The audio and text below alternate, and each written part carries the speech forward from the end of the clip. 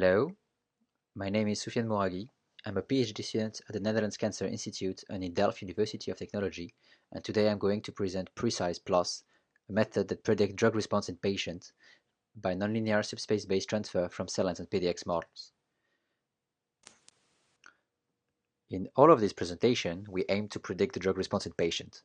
However, we are limited by the drug response data available for these patients.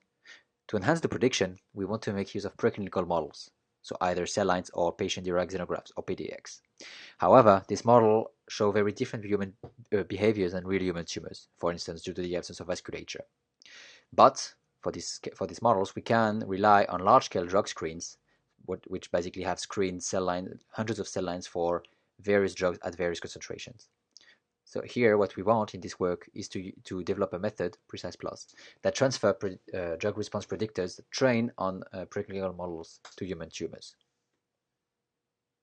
So we make use of 4 datasets: the GDSC 1000 for cell line, Novartis PDXC for PDX, and TCGA and HMF for patients. HMF is a new dataset that we introduce here, and it is made of metastatic lesion from the Achtwerk Medical Foundation. We use the drug response as AUC for the cell lines and RECIST for patients. For predicting drug response in patients, we derive Precise Plus.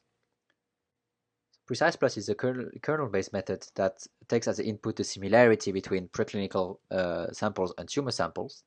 We then perform independently on preclinical cell lines, for instance, and tumors kernel PCA, and we get nonlinear principal components independently on preclinical and tumor data.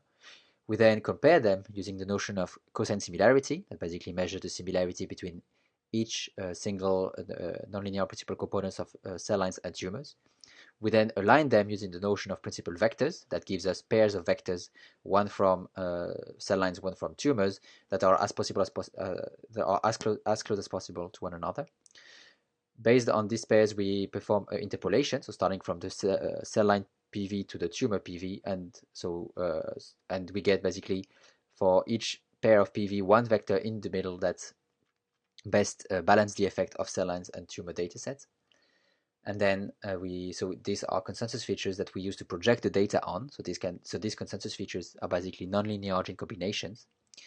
So after projection, we can use the projected score to train a model on the cell lines and apply it on the tumors. So the first thing we tried to assess our method is to go from cell lines to PDXs. So to go from one well-characterized dataset to another well-characterized dataset that is closer to the in vivo scenario. We basically start with cell lines and PDX in 2 batches. We perform Precise Plus.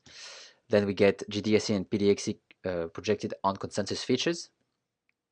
And then using only the GDSC labels, we train an elastic net model that we then apply on the PDXC projected data to validate, and we correlate it with the known drug response in PDX. So the similarity that we use here is the Gaussian similarity, the Gaussian kernel, so-called, that only requires one hyperparameter, so the scaling factor gamma. And what is interesting with this scaling factor gamma is that when this factor increases, the amount of linearity increases as well. So what you see here is the proportion of consensus features, so the geometric proportion of consensus features. So in orange is the linear part, in green is the interaction part, in red is the higher order part. And what you see here is that when gamma increases, the linear part decreases. So we tried here for different value of gamma to predict the response.